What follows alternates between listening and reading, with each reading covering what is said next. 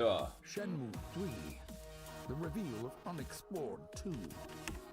E3 pokračuje. Takto. Hneď som tu, len som tričko, som bez trička zatiaľ. Sekundičku. Ja vám príjemný hlas. Sekundu. Good morning, good morning. Yes, ladies and gentlemen, welcome to the PC Gaming Show. Yeah, yes. We're so happy you're here today. We have a great show for you lined up. We got 30 games that we're going to be showing off. 30. Some of them will be updates to existing franchises and titles. Others will be exclusive. Vyzerá to ako Comedy Station, to? Y'all ready? Well, I first want to thank our sponsors for helping make this event possible. Without their support, this event would not happen each year. So thank you so much. Thanks to you for coming out. It's 10 a.m. in Los Angeles. Happy Monday, everyone. Best day of the week. Hello to all of you up in the balcony. And of course, thanks to you tuning in live from all over the internet, YouTube, Twitch, Twitter, Facebook, wherever you're tuning in from, welcome. We're happy to have you. My name is Day9. I'm one of your hosts for this event. Joining me is the fantastic Frankie Ward. Hello. Oh, thank you very much. Thank you, Sean. Hello, everyone. Now, for you guys at home, for the first time, whatever platform you're watching on, we are going to be pulling your clever comments. Som neviem, či tam bude, ty kokos. Ja som potom ani nevidel, ty kokos, mi to až potom niekto písal na Twitter. And Facebook throughout the show, making you famous on the internet, on the screen. We're going to be sharing them live. And one of the things we're especially looking for, your questions for the Borderlands 3 team, because Sean, you've got a mission to put to má trvá Lučer, či myslíš, že to má také prirodzené vlasy? That's right. Midway through this show, I'm going to be asking those questions to the creative director of Borderlands 3. Use hashtag PC Gaming Show, and we'll read them live. Until then, let's start the PC Gaming Show with our very first title from UK developer Rebellion. Several years ago, they announced that they were working on the follow-up to Evil Genius, a real-time evil layer simulator. And now, Rebellion is ready to reveal its nefarious vision for the project. So, PC Gaming Show, who's ready to stroke a cat menacingly? Here is the world-exclusive reveal for Evil Genius 2 World Domination. Kde Maťo? Bude dneska online listu, chalani. Sleduj video, tam by sa dala vedieť. Hej, Makladík za 10 mesácov, čavec. Nový Žemburger v remise? To neviem. Neviem, furt ten istý.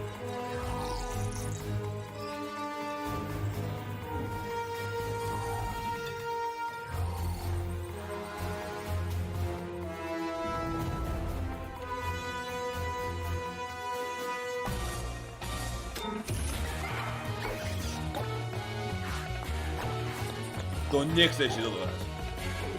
Sledujte animačky. Movement.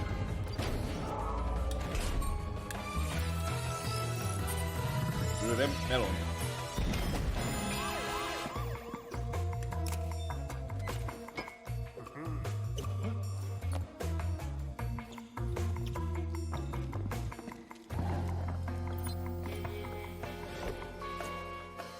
Little Overwatch. Evil Genius, hej, malo by byť ono. Tam nie je Evil Genius, ale pod tvorcov. Ty kokos, jaký klač.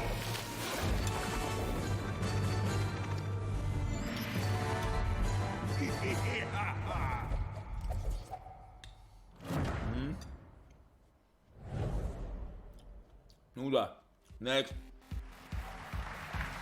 Vampire the Masquerade Bloodlines 2 is the successor to one of the most beloved RPGs ever. And with me to talk about it, I have Brian Mitsoda and Cara Ellison from Hardsuit Labs. Now, Brian, you were a writer on the very first game, so what does it mean for you to finally get to work on the sequel? It means that a lot of people have very high expectations, and we have to meet those. Well, let's take a look at whether you are going to meet them, because we are going to take a Miro, look at the world's first game footage. Kaluši, čavec. Ďakujem.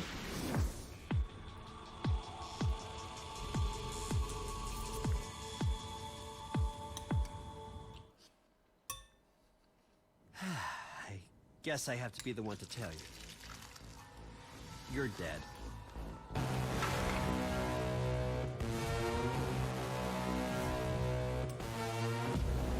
You're obviously new to this whole existence, but truth is, most of you types won't even make it a whole year. We have one rule. Ciao. You don't break the masquerade.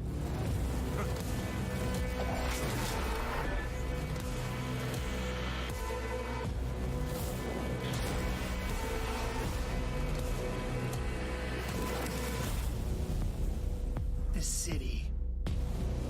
We're all fighting over vampire scraps here. Welcome to the first day of the rest of your death. Having fun yet? Aha.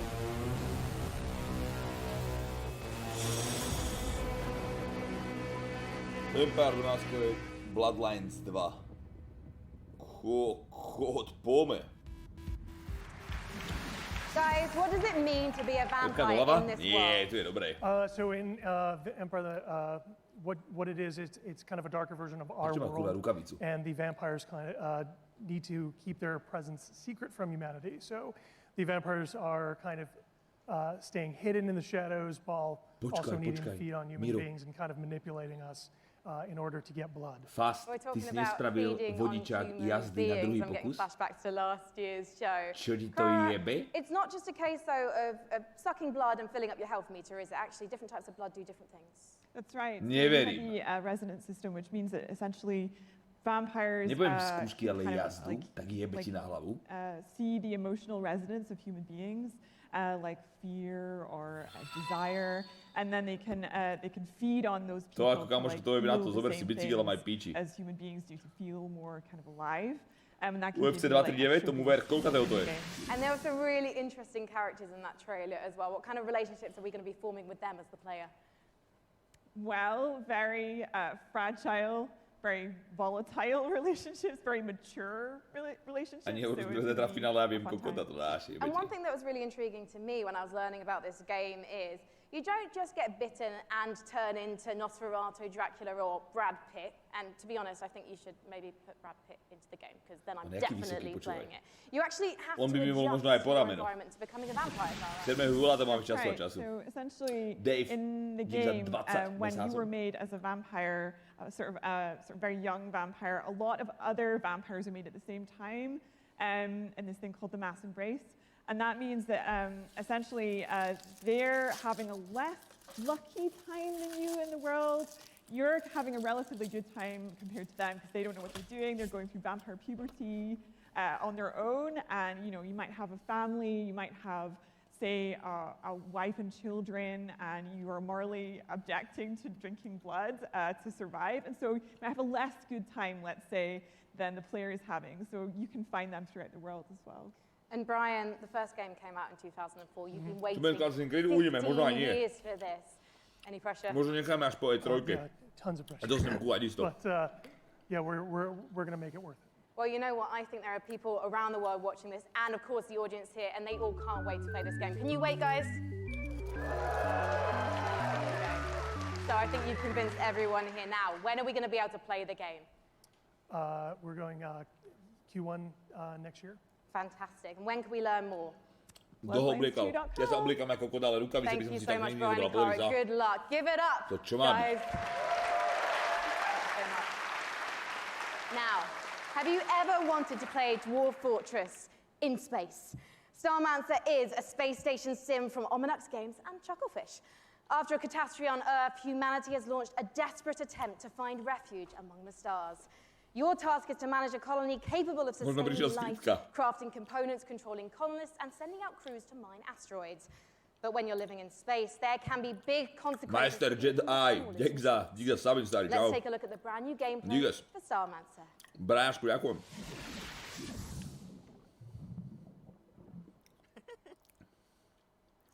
Bife, ahoj. Čau. Čau, čau, čau.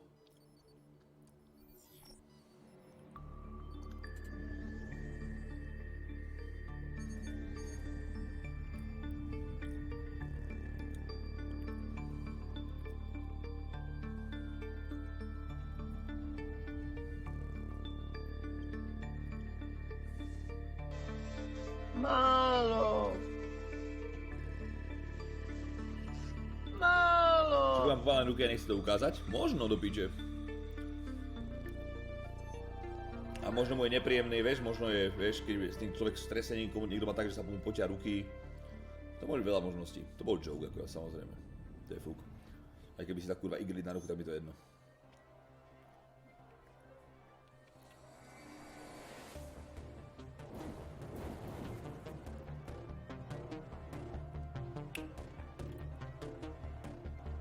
Čo to je za Lidl hru?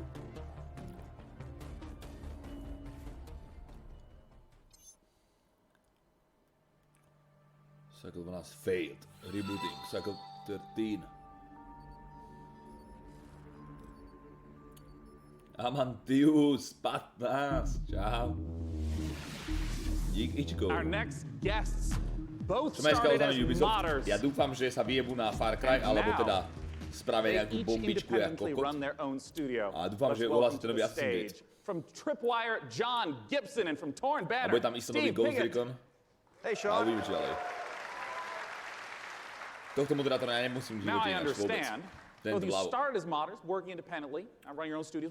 Talk to me about the collaboration that you started together. Yeah, Steve. So we've known the Torn Banner guys for a long time, even giving them some advice when they were modders, going commercial, helping them not make the mistakes that we made. And we've been friends, and we've always wanted to work together. And now we've sort of formed this independent, former mod team, professional super group to get an awesome game out to fans. Yeah, and for us, this is a dream partnership as well. We've always been really close with Tripwire, and we really respect their games. We see them as one of the few studios that's bringing true innovation to the FPS genre, and that's what we're all about as well. Let's take a look at this upcoming collaboration between Torn Banner and Tripwire.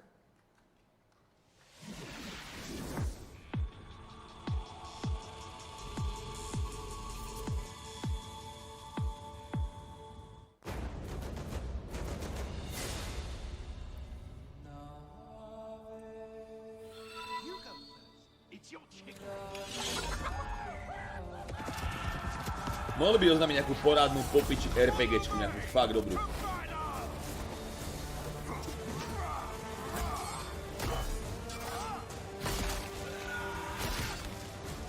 Mordau, že by? DLC pre Mordauče. Kombat úplne rovnaký, úplne sa to rovnako hýbe.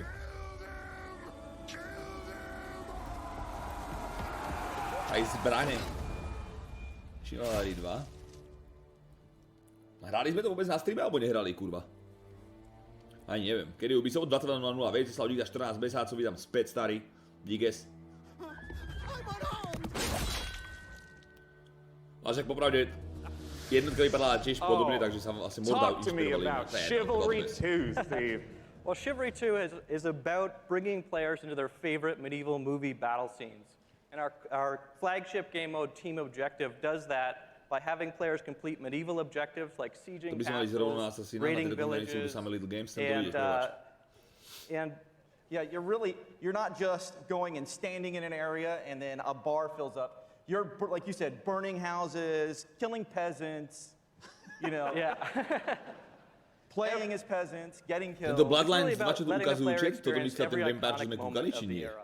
And on top of that, this time around, we've increased the player count scale to about 2.5 times what the previous game was, 64 players.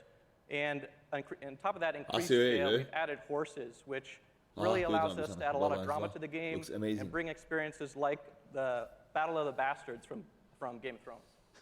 Don't worry, we'll ignore the last season. Just Battle of the Bastards is going to be in the game. Yes. All right, so I want to ask about the swordplay element to Chivalry 2. I mean, I know it's a really critical element.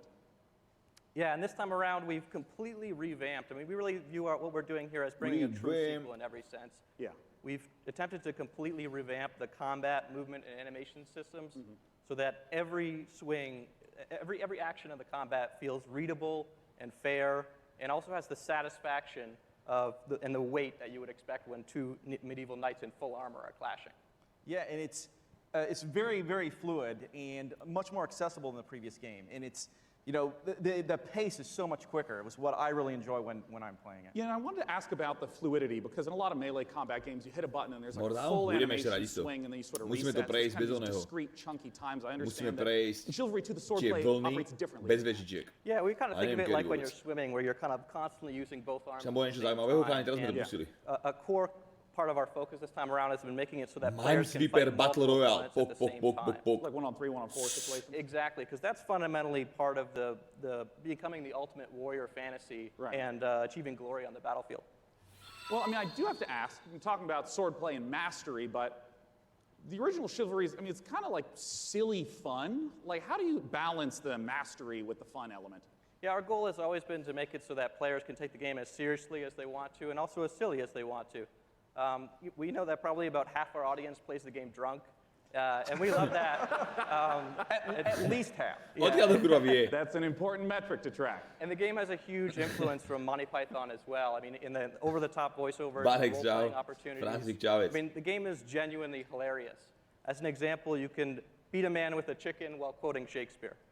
Like picking up a chicken as a weapon. Yeah, physically that's a clubbing mechanic. him to death with a Well, chicken. that's excellent. Well, I mean, I have to ask, when can people get their hands on Chivalry 2? So Chivalry 2 is coming out early 2020, and it's coming first Epic Games Store. We look forward to checking it out in early 2020. Gentlemen, John Gibson and Steve Piggott with Chivalry 2. Thank you so much. Najviac, čo sa mi ľúbilo, alebo najviac, čo očakávame, We are fakt just Elden getting Ring. started here at the PC Gaming Show. Let's take a look at what's coming up next.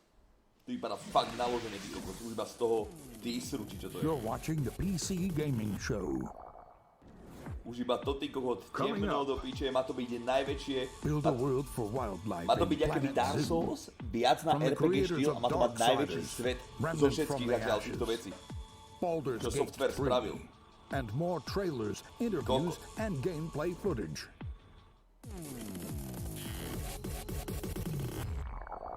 Ten Blair vypadal krásne, no. Keď som včera bol však tu.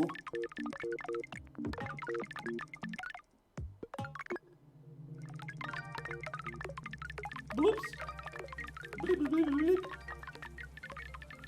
Čo je?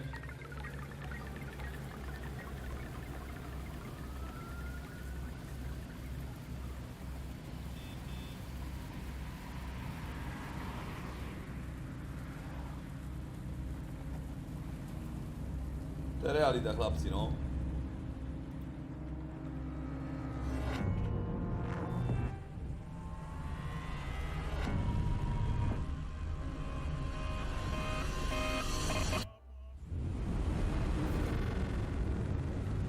Musaj.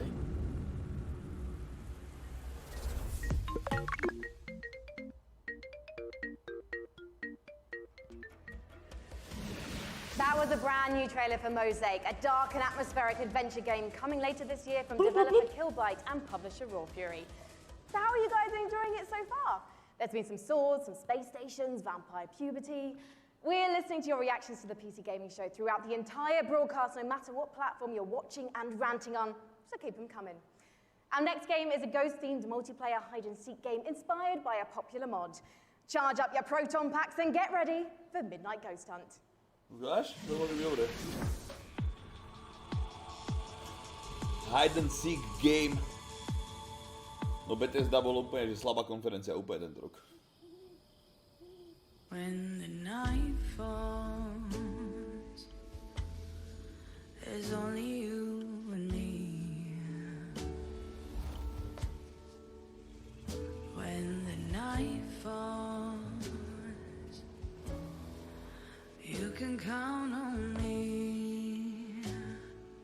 Škoda, že ti to hide and seek zomrú úplne, že strašne rýchlo.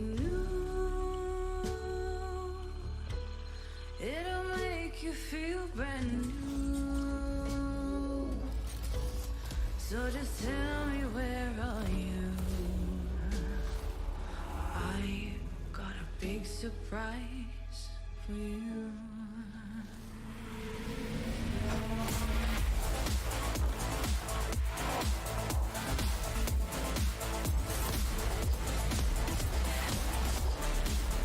Počkaj, hide and seek, kde budeš môcť útočiť na tých, čo hľadajú.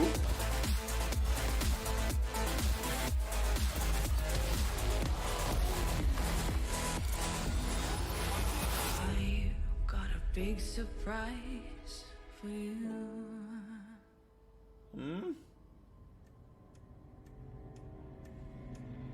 Ja mám rád toho hide and seekery, len škoda, že to rýchlo skapíňa. A akorát, čo dáme s tými čarodenicami, to hrá tak málo ľudí, že ma vždy snajpu ľudia vedia, kde som, to je pičovina na tom. Potkám ich za 5 mesiacov, sa vydám na späť. Joining me on the stage to talk about Midnight Ghost Hunt is the dynamic one-man team. Creative director, programmer, designer, it's Sam Malone! Thank you for having me. Sam, please tell us what is going on in that. What is Midnight Ghost Hunt all about? So, Midnight Ghost Hunt is a multiplayer ghost hunting hide-and-seek game. You can play either as ghosts or ghost hunters, like a 4v4 format. I see. The ghosts can hide inside average everyday objects around the haunted house. The goal is to look like harmless furniture, but on the inside, they're not so harmless ghosts as you saw. Yeah, and if I'm understanding correctly, it's not about hiding as a lamp to try to assault and take out a hunter. It's actually, you would do that so that way you can keep running away and continue to hide. Exactly. So the main objective of the ghosts is to try to stay hidden as long as they can until the time runs out, until the clock strikes midnight. Midnight being kind of the hour of the ghosts, basically. They can fight back if they like, but in general, they want to try to hide. But if there's a hunter kind of off by himself, he can quickly just hit him in the back of the head and knock him out real quick, and he has less hunters to deal with at that point. What's the identity of the hunters? We've seen furniture flying all over the place. What are the hunters doing? So the hunters, it kind of can be divided into two different segments. The first part of the game is kind of almost like a detective game because they're sort of trying to figure out where the ghosts are hiding because it's not really obvious at first glance. So they've got gadgets like a footprint tracker, they've got like a radar like you saw, to try to narrow down where in the haunted house these ghosts are hiding, basically. As soon as the first ghost is found, though, it starts getting a bit more chaotic. There's ragdolls flying everywhere, and they have that cannon to really try to smash the ghosts into pieces. So those are kind of the two aspects of the ghosts. I see. Well, talk to me a little bit about the inspiration for Midnight Ghost Hunt. I understand it's based on Gary's mod called Prop Hunt. Right. So that's definitely a big inspiration, but the big twist for us is that the props fight back. You saw the furniture, they hurl themselves at you, they knock you out, they send you flying. So it kind of almost becomes like this action hide-and-seek sort of mashup. You have a reason to be a little bit afraid of the things that you're hunting. So that changes up the dynamic a good amount, I think. And I want to ask about when the clock strikes midnight. We saw the very spooky red color pop up. We didn't see what happens then. What's going on then? So midnight, if even one ghost survives 4 minutes into the match, then you hear this ominous grandfather clock chime across the map. All the lights will actually flicker out. It'll get really dark and scary. And all the ghosts that were destroyed actually return as vengeful spirits. They're a lot more powerful than before, and they glow a very bright red. So at this point, the tables have turned. The hunters are now the hunted, and they just need to try to work together to stay alive long enough for their evac to come, which is another 4 minutes or so. Usually the ghosts win when it gets to midnight. Are you talking about like 90% of the time? Like 90, yeah, usually because the ghosts are so overpowered at midnight. Right. The hunters are doing whatever they can to try to prevent midnight from even occurring by destroying all the ghosts and clearing the house. Vypadalo pekne, hudba popičí a tak, ale... To ja neviem, ty kokot. Za mňa lepšia proste Doom 3, klasická. Proste Doom 3. Mne sa to ľúbilo viac, keď to bolo také viac lineárne, vieš, že si to proste za príbehom a... Tieto open world, dá sa povedať takmer open world arenovky, že... Zmačni tlačítko, príde 30 monštier, vystrieľaj, získaš body na ďalšiu arénu, čo ja viem, ty kokot. We got Frankie up in the balcony, and if I understand correctly, this is a sequel. You do understand correctly, Sean, yes. It's a big sequel to a small indie game. Unexplored 2 is a procedural adventure, a roguelike that challenges you to fight, to be clever, and to solve its mysteries. Explore a beautiful world, engage with its creatures, and befriend its people. Search for magic lakes and ancient statues until you die. And die again. This is Unexplored 2.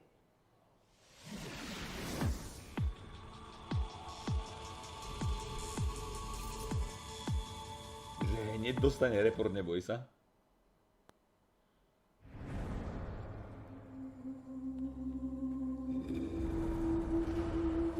Dneska kúkam k Madorcháni, uvidíme, jak dopadnú tie konferencie a kedy budeme vlastne hrať a či vôbec budeme hrať. Dneska mal byť totiž Assassin's Creed, mám ho stiahnutý, len musím nainštalovať, ale možno aj nebudeme hrať dneska Assassin's Creed, lebo dneska je Ubisoft o 10. A uvidíme, dokedy bude toto.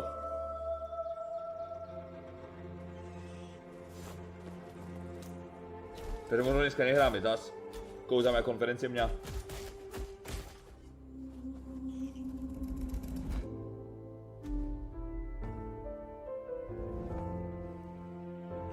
Jak mohol Maťo dostať ban, keď ty si nedostal za bobra v onom Stargate? Tak ja som to mal prvé upozornenie, vieš, Maťo to vieš kúka non-stop takéto píčoviny, vieš, takže ho možno už mali akýby v hľadáčiku, že hej, už to párkrát prepískol, že ešte raz aj do piče, vieš.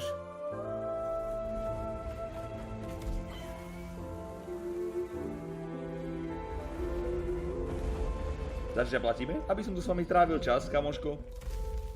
Aby som dal Googleovi granule a tak. Som tu, budem tu, do rána zás, kľud. A možno nebudeme hrať.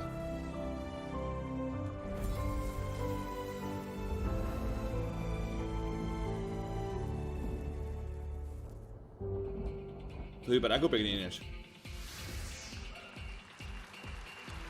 One of the biggest bang for your buck that you can get when Bez building sabúrov new na sa rigs, ryb Google, investing presne. in a new Dneska monitor. plával Here to Google, talk som ho iba do about a bazéna. groundbreaking new display is Samsung's Dean Dalcero. Welcome, Dean. What you got for us? Today we're here to announce the new Samsung C27 RG5 curved gaming monitor. Well, let's take a look. Let's take a look.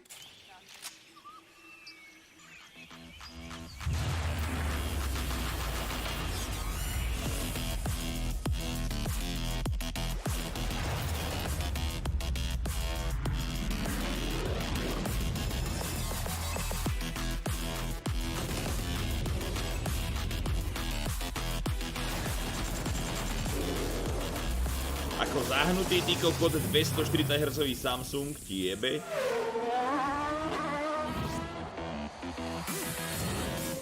Ja som si nikdy nevšimol ten T-Ring, nikdy.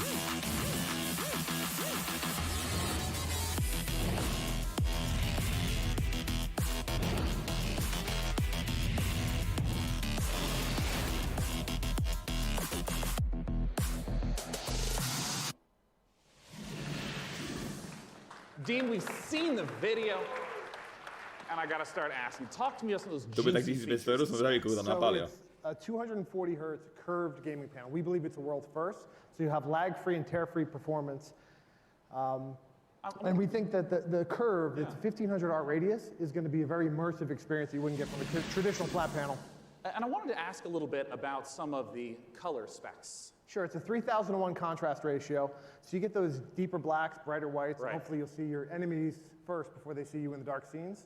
Yeah, and I understand it also has G-Sync. I saw that flash up on the screen as well. First G-Sync compatible monitor, so we're super excited about that. Well, since this is the PC gaming show and we're showing off a huge variety of games here, what are the types of games that you would expect that 240 hertz refresh rate and the G-Sync to work well with? Sure, so we think everybody's going to appreciate the speed and the performance, but ultimately, esports first-person shooters are really going to benefit. Right. Well, of course, I have to ask, not just when is it available, but what type of cost are we talking? Sure, so it'll be available in mid-July for under $400. Čo? 27-inch panel. So it expands our gaming lineup to 8 models. Yeah. Because when you said Jaká 400, dobrá I mean, cena, ty that's kokot. 27 inches, Right. the $400 model. Wow. Yeah, so our gaming line will be expanded to 8 models, ranging from 24 all the way up to a 49-inch dual QHD. Check out samsung.com/gaming240 or see us in the back of the room for more info. Yeah, that's right. For any of you in the Po audience that's 400. there, you can go there for it. Po $400 by to malo byť. It's not 4K. It's not 4K. Not for that price point. To je aká dobrá cena, jebe ti? Že to, Well, čo I mám ja, want to stojí let you know 800 that €. we have all sorts of great presentations and games coming up. Let's look at what's coming up in the PC Gaming Show. To bude TN panel? To ináč neviem, to bude asi TN-ko, no? Stay tuned for more announcements, trailers, and never-before-seen footage, including Gearbox answers burning questions about Borderlands 3. The next game from Clay Entertainment. Get ready to rip the galaxy a new wormhole in Valfaris. And more. And more. Ale vlastne to, vieš, to je tak presne spravené jak s telefónmi, ty kokot, vieš? Oni oznámia telefón za $500, ale príde sa ma stojí 700 €, takže ono to bude u nás tak 600. Ty koho si kto? Serus! Ukáž sa? Hello, everyone. Thanks for the Hello. warm applause. It's very exciting for all of us at Funcom to be here at the PC Gaming Show for the very first time ever. And naturally, we would like to show some of the cool stuff that we've been working on. So without further ado, here are some of the games coming for 2019. Something strange is going on all across the zone. I don't fear nothing until now.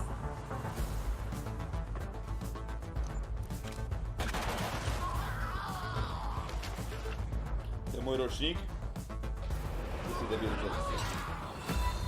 A lot's happened since you've been traveling, Khan. We could use your skills. Stalkers got each other's backs, right? What happens to you happens to me. Pavúky. Fuj. Wave approaching.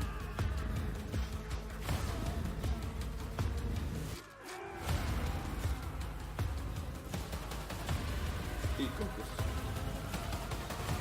Čo, jaký titán?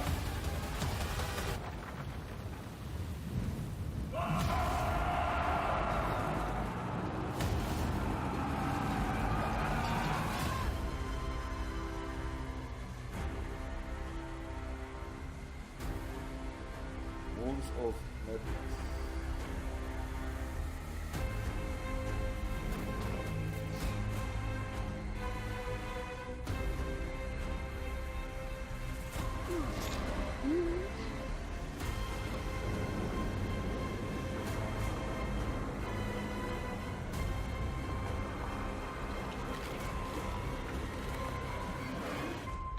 Who would have thought? My son. Off to fly among the stars.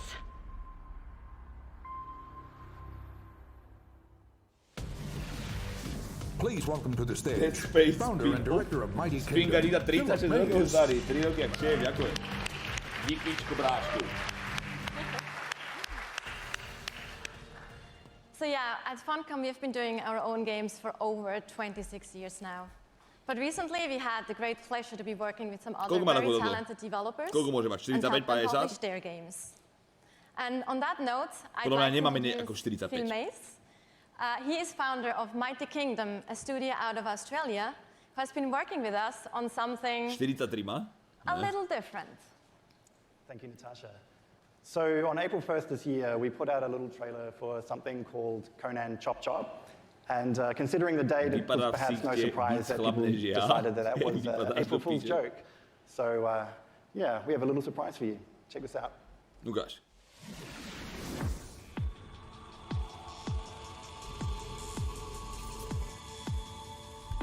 Toto je ona?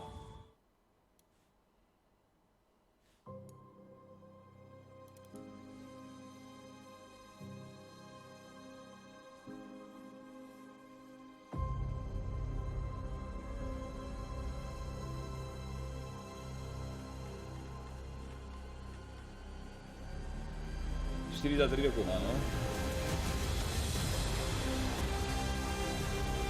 Kóp hra nejaká, pome. Takáto kóp sekačka by sa mi páčila možno. S chalánmi. S questami a tak ti jebe, to by bolo super.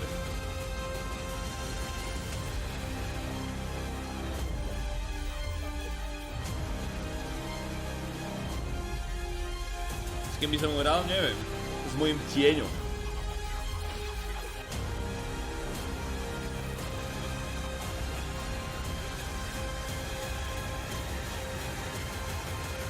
No a to by som hral, to by sa mi páčilo. Conan, Chop Chop. Conan Chop Chop. So there you have it, Conan Chop Chop. It's a roguelike action-adventure game. It's very real, and it's coming to PC, Xbox One, PlayStation 4, and Nintendo Switch on September the 3rd this year. It's 2019. We also have a playable version here at E3 at our demo room, so if you want to give stick figure Conan a try, then please don't hesitate to drop by. Thank you. Thank you so much. Dajte ma aspoň potlesk, vy kokoti skurvení. Toľko peňazí do toho najebal, ty, aby mu ani nezatlieskate, kurva. Last Oasis is a nomadic survival game set in a post-apocalyptic future where the Earth has stopped rotating. Táto mi príde absolútne The last nesympatická. humans need to outrun the blazing sun in massive open world environments. Good times. But cheer up, sunshine. This is one of the most original-looking multiplayers we've seen, with interesting ideas underneath. a player-driven economy, and some including Možno keby som mu osiral dohol, aby sa mi viac ľúbila. Coming to early access on Steam on July 15th, let's take a trip to the last oasis. My tribe built wooden legs to lift us over the burning sands. We must move forward, or die beneath the sun.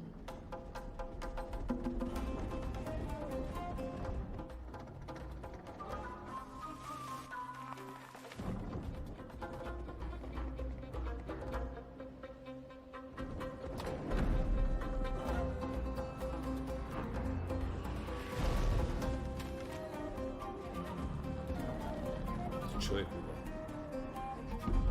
To mi pripomína ty kokot tá westernový taký film s Willom Smithom či kým a bol tam taký obrovský pavúk.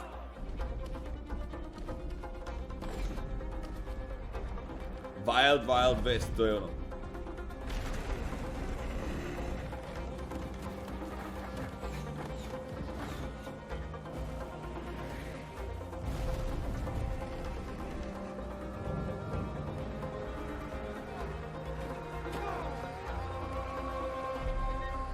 To vypadá neskutočne zle. Chlapci. Jau! Mačka jebe ti.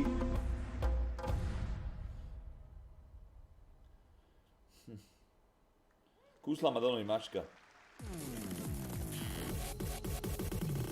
Počúvaj. Jebe na to fakt. Hej!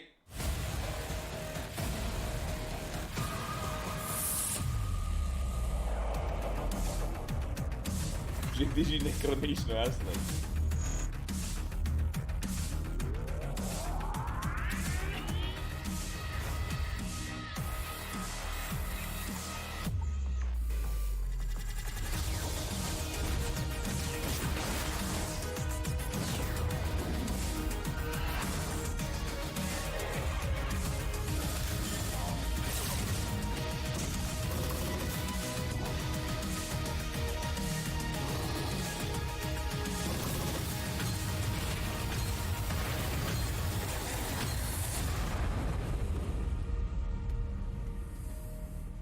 Planet 4, Age of Wonders.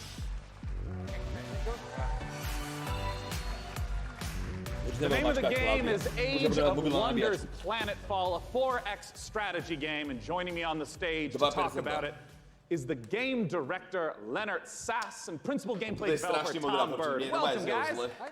Good to be here. Thanks. So, Leonard, just give us the gist of what Age of Wonders Planetfall is all about.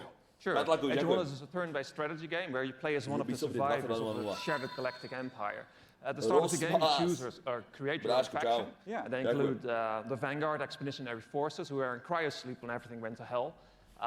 There's scavenging cyborgs, or the Amazon bioengineers who ride dinosaurs into battle. Yeah.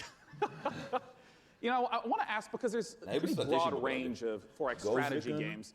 To get a sense of what the gameplay is, I just want to start from the beginning of a game. What happens when you first land on the planet? Well, each race has their own spaceship. The spaceship comes down onto the planet. The planet is where the entire game takes place. And that spaceship will then transform into your capital colony, where your entire empire begins, your sort of attempt to take over the world. Around you, you've got a number of sectors, and each of these sectors has a little story. Well, not most of them. So maybe you'll find a genetics lab, which is still full of horrible mutant creatures, an entertainment complex overrun by horrible robot monsters, a temple with holes in the sky and horrible demons who come and get you. I did see in the trailer dinosaurs with lasers, correct? Dinosaurs with lasers. Perfect. Well, cats with lasers. No, sorry, no cats with lasers. I'm so sorry to disappoint all of you. No cats with lasers. You have to settle with dinosaurs. You know, I saw the expansive tech tree show up in the game briefly, and I know that growing resources and tech is a huge part of strategy games. How does that function? Right, so part of these tech trees come from your origin race. They sort of represent the past of where you came from. They include new units, new modules for your units, like jetpacks for your troopers, orbital laser cannons you can launch from space, social doctrines, it's not all about war. And then the second part of your tech tree comes from your secret technology, and that's all about the future of your faction. So you can create like a combination between man and machine or man and computers. Others include doomsday technologies that allows you to infect the entire population with alien brain-eating parasites or win the game by splitting space-time. I love how many details you're giving me of the horrors that await on the planet. The future is not a pretty place. Well, I want to ask about some of the combat that we saw, because in a lot of strategy games, the combat can be very brief. It just, shows two armies pinging off each other. But I understand that the tactical layer is quite rich. Right, so when combat starts, you'll see, like on the world map, maybe like a little sort of space lab or something like that. When you go into combat, you will zoom all the way in, and you will be inside the lab. You'll see all the pipes and all of the goops flowing around. All of your units, which you've been putting together and built, are now deployed. In turn-based combat, you can move them into cover, use their abilities, shoot laser cannons. Maybe you've chosen advanced. You've got like a bunch of space dwarves in little metal suits that dig holes in the ground, like shoot from the holes. Maybe you've chosen the Kirko, sort of horrible alien bug monsters. They run forwards and slash people and puke acid on them, that kind of thing. I mean, how long do some of these battles wind up lasting? It depends. A short battle can be maybe 2 or 3 minutes, but at the end of the game, you've got a massive siege with like 20 units on your side, 20 units on their side. You've got orbital cannons blasting holes in the world, and that can maybe take 30 minutes. Well, talk to us about when we can play the game. Okay. The game is due this August 6th. It's going to be available on PC, multiple platforms, consoles, and it's available for pre-order now. Well, lovely. All right. Hey, what's that URL? It's aow-planetfall.com. Well, I'm looking forward to it. It's less than 2 months away. Gentlemen, thanks so much for joining me up on the stage. Thank you. Okay, thank you. All right. Bye-bye, guys. Thank you for sharing the horrors of the future. And for our next game, Frankie, I have to ask you, what year is it? Why? The year is 1946, Sean, my dear boy. Europe lies in ruins torn apart by the satanic Plan Z. A brave band of heroes cast the Fuhrer into hell, but little do they know, the nightmare is far from over. Achtung! This is the world-exclusive reveal of the next shooter from the makers of Sniper Elite 4. Ja som rozumel, že by sme hrali Sniper Elite. Má to aj dobrý príbeh, alebo niečo? Či to bude len taká strieľačka, že rádom jebi? Ten nový by sme mohli zahrať. Achtung, Achtung, die Kurve.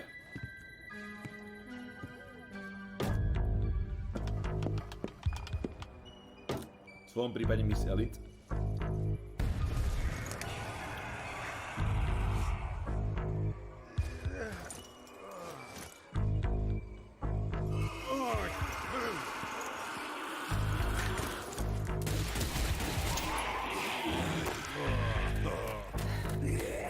Nazi zombies.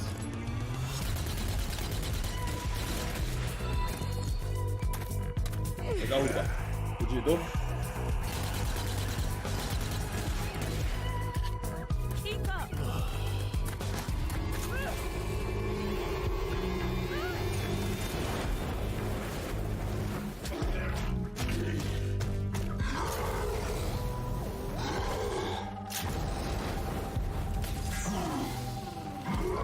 Pentagram na tej prílbe.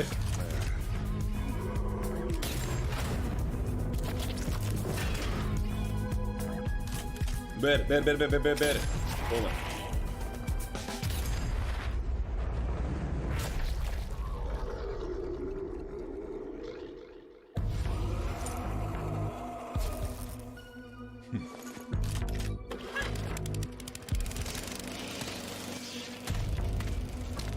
Teraz nedávno bola takáto hra, hrávali to na streamu, že ste boli 4 alebo 5 a bránili ste ako proti zombíkom.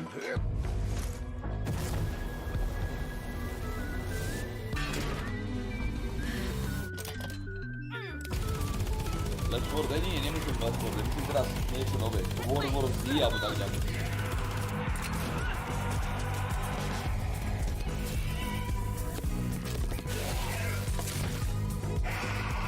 Dobrá pasta iba na jedného, popravde.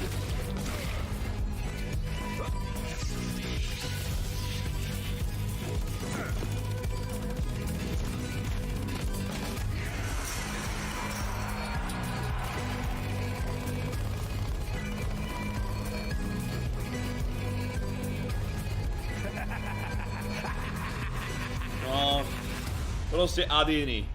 Zombie Army Dead War 4. Ty môj kokot. Extrémna nuda. Amore, dík za tvoj Sabin, vydám späť a Jimmy Gittel sa Insaneovi. Dík. A love letter to classic JRPGs. What's next for Warframe? A surreal noir adventure set before, during, and after the Big Bang. Baldur's Gate 3 and more. Čo? Baldur's Gate 3? Baldur's Gate 3? Ty si nuda? Hej, prepáč, kamoš, kdy nemám rovnaký kus jak ty do píče. The root have ravaged the earth. An unending assault without reason. Je, Moričko, neviem, skús mu zavolať, číslo máš. To a hatred that we do not understand. Keď som hral Baldur's Gate, kedy si dávno. Will consume our world Baldur's Gate and the countless worlds beyond. Unless you rise to meet it. A trial by fury and blood. You seek the source of death itself. Prepare yourselves. Jednou som hral, alebo teda mám to kúpené. 5 € to sa mi zastojí, nie? Som videl úsodu. Tam mi zahrali dožovo.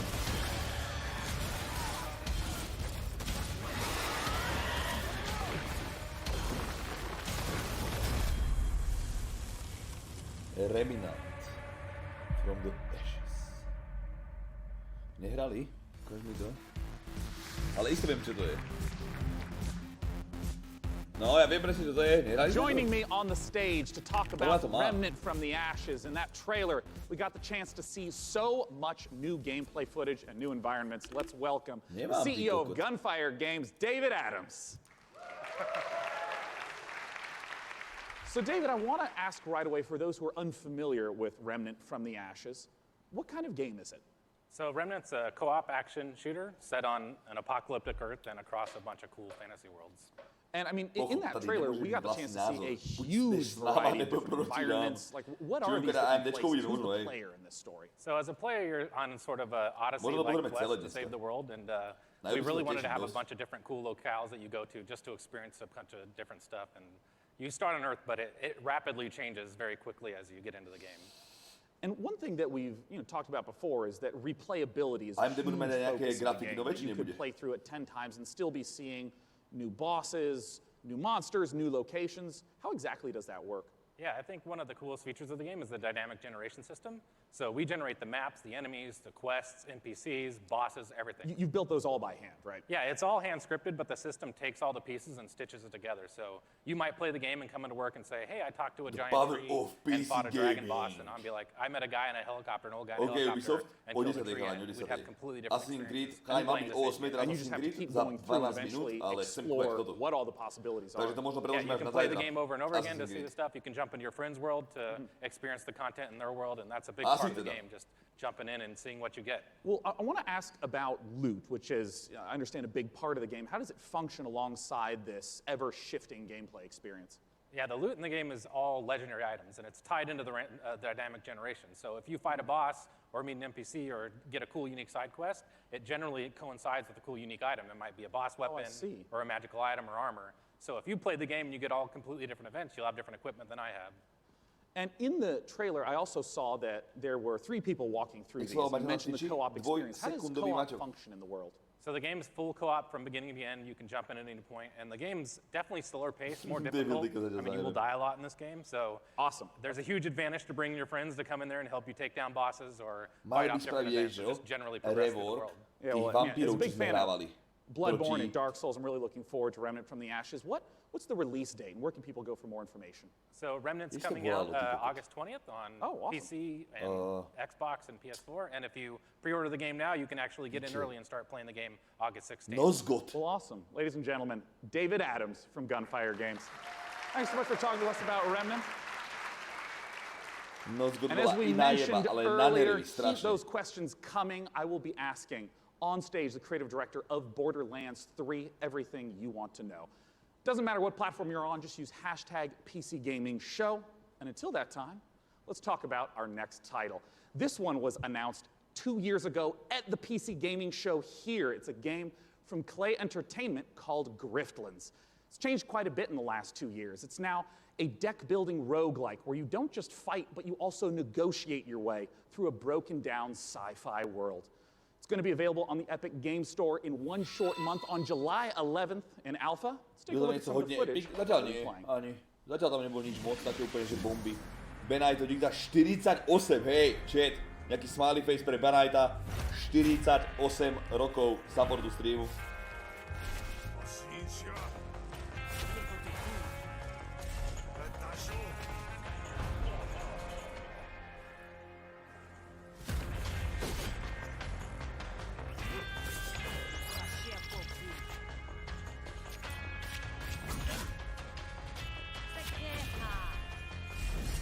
Máš to taký s Lorencom? Ranger? Lorenz je silný ako kokot.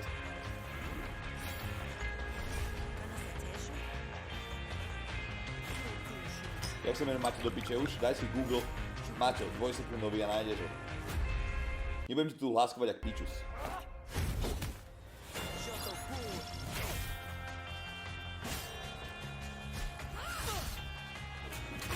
Takýto štýl hier, ty koko, napríklad aj ten Darkest Dungeon, ten má aspoň dobrú atmosféru, ale to nie je nejak úplne, že pre mňa.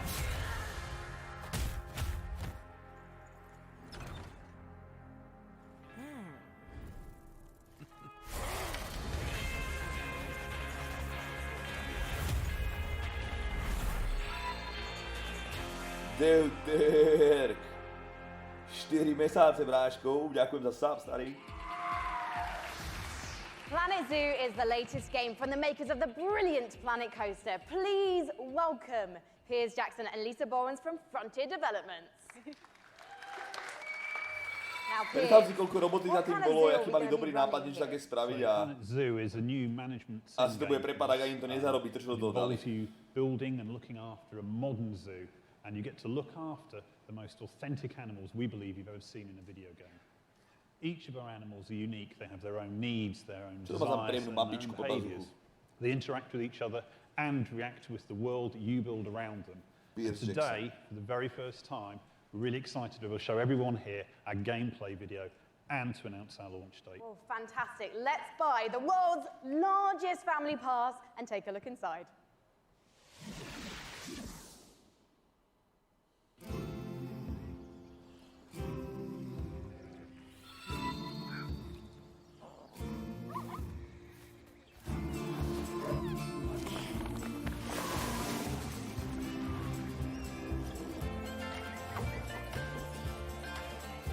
A jak to bolo v tej hendej hre, koľko to oni sú samostatní, to ukáž? To vypadá ako insane. A ja chcem hrochy chovať. No a to budeme hrať, isto. To vám hovorím, to budeme hrať. 100%. O čo, to budeme hrať, 100%. A fast.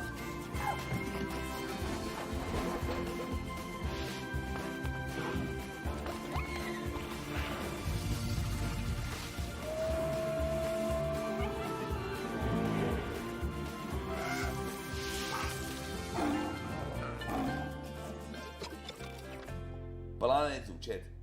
Vytvoríme popičí zoo a na konci otvorím klietky a necháme zoo začať I love some of the animal shenanigans here. I mean, hippos pooing, adorable baby elements. It's absolutely brilliant. I can't wait to play it. But before we saw the trailer, Piers mentioned this is a modern zoo, but what exactly does that mean?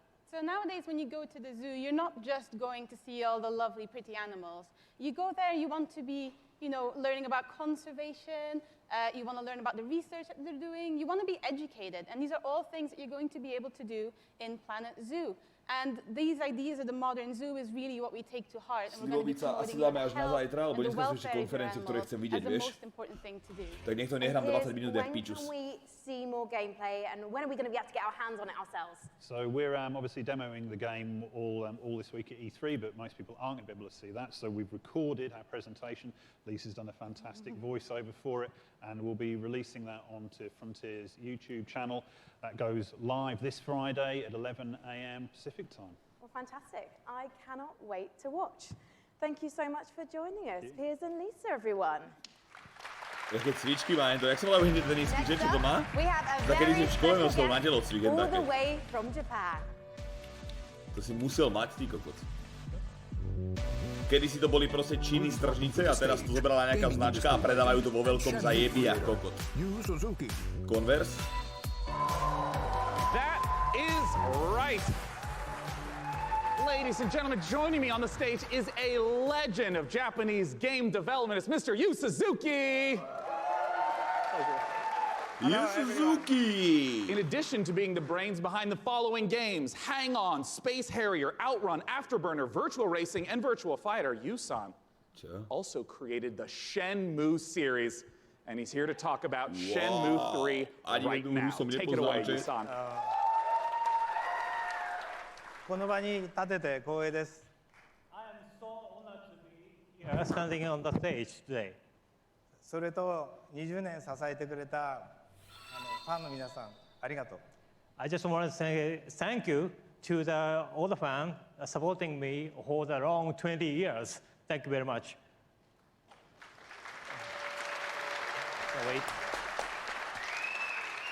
The wait is nearly over. That's right. Let's take a world-exclusive look at Shenmue 3. No ukáž. No ukáž, čo vytvoril.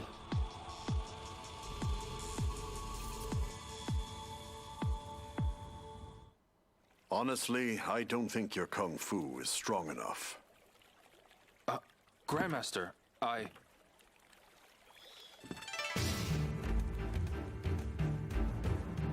A long time ago, martial arts were bad, but humans are interesting creatures.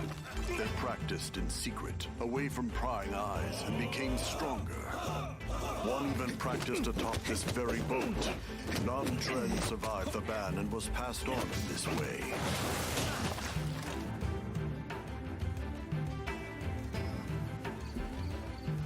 Ja som ale vedieť, či to bude ako nejaká príbehovka, alebo to bude proste len Tekken. Stop it. They threaten and extort money from shop owners, get drunk by noon, and cause trouble. Everyone in town is afraid of them. They are heartless. Hey, wait right there. Okay.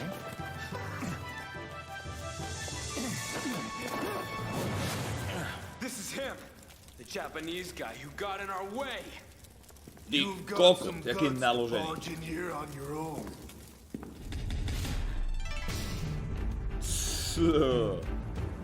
Kamoško, keby mi toto lupnú pred 15 rokmi na PlayStation 1, tak by som kričal normálne. Thank you, Yusan, for joining us today. Cheers. Vrátite za 4 MHz, Saint, Gila 6 MHz, Dev, Tech, Art 4 MHz. Is near and dear to my childhood heart. It's based upon a game I grew up playing called Heroes of Might and Magic 2. Let's take a look at an upcoming collaboration between Coffee Stain Studios and Lava Potion.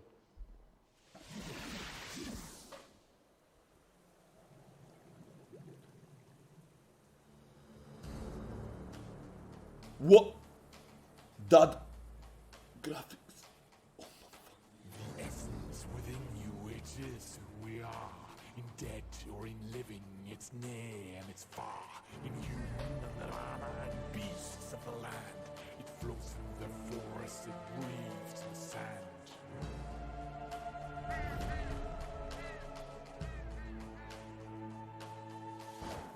Lightning and thunder and crackling waves, a land torn asunder by night and by day. The Empress eternal with death and decay.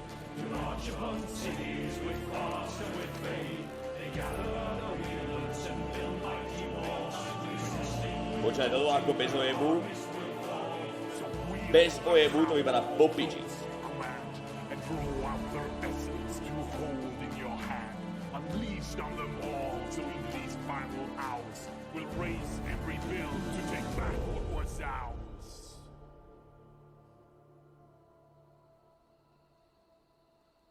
Dobre, len ako... OK. To bude ale fungovat ty kokot, jak ty telefónne pičové, The name of the game is Songs of Conquest, and here to join me in talking about it is the lead designer from Lava Potion, Carl Toftfeld. Hey, Carl. Hi, hey, thanks. I mean, let's just start off. For anyone who maybe hasn't played the Heroes of Might and Magic series, what is Song of Conquest all about? It's all about, well, you kind of start out with in the town that you just saw in the end of the trailer. And from there, you recruit your wielders. It's what we call our commanders. And you recruit an army, and then you kind of send off your wielders on an adventure. And they go exploring the world. They pick up resources to flag mines. And with those resources, you upgrade your town so you can get more stuff. And that's kind of what you do. Adventure and strategy combined. Yeah, and, you know, I know that part of the core loop is, obviously, get the resources to build up the township. But for what reason? Armies, man. Talk to me about those juicy battles. Yeah, so the battle, just like the whole game, is turn-based. So you go into combat, you bring all your troops in, and you start by deploying them, and then all the troops have different stats, like offense and defense and health and so on. And they go in initiative order, and then you slug it out, and it's like chess, but instead of like pawns and bishops, you have like absolutná nuda. Great, and griffins and so on. Yeah, and all those things. And well, you know, as someone who just loves the Heroes of Might and Magic series, I know that you have translated a lot of the gameplay elements into Songs of Conquest, but what are some of the modern elements that you're bringing in? Well, there's a lot of it, but I mean, one of them is our magic. We call it the essence. So basically, in the Songs of Conquest universe, everything has an essence within there. It's sort of like the soul. So your troops, they have an essence. And to do magic, you need to bring the troops with the right essence, with your wielders. Oh, I see. So if you want to like make your troops go faster, you need to bring a troop that has that essence, like cavalry. And maybe to ask a basic question, what if my opponent kills that cavalry? Then you can't do the magic. So. Oh, I see. Okay. Yeah. So if you're fighting someone, you kind of have to like weigh the pros and cons of what to kill off. Like, do you want to destroy their magic or their powerful troops? Where can people go to get more information? And as always, when's it coming out? Late 2020. Sure. Oh, it's quite a ways off. It's quite a ways off, but you can go to songsofconquest.com and sign up for alpha. And To then ani to takúto kokotinu. Well, as you know, I'm really looking forward to playing. Ohlásia prosím aj o rok. O rok skôr, než to vyjde. Now, our next title is an update to a popular co-op game. Let's see what's in store for Vermintide 2.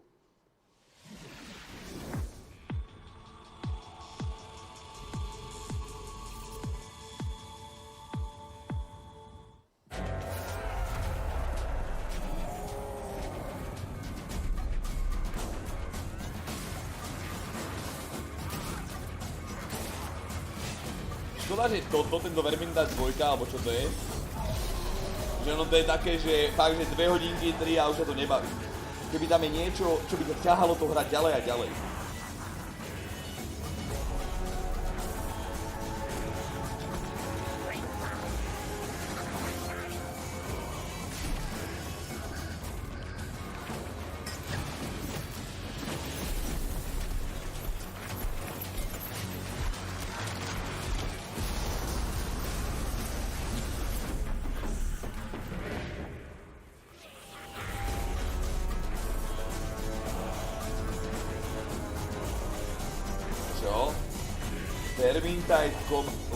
Versus. You just saw the reveal of the new PvP mode coming to Vermintide 2, which turns the Warhammer Fantasy cooperative game into something even more brutally competitive. It looks deliciously vile, and surely dismembering Scraven is so much more satisfying when you know you're going ham on a fellow player, making him or her cry little baby rat tears behind their computer screen.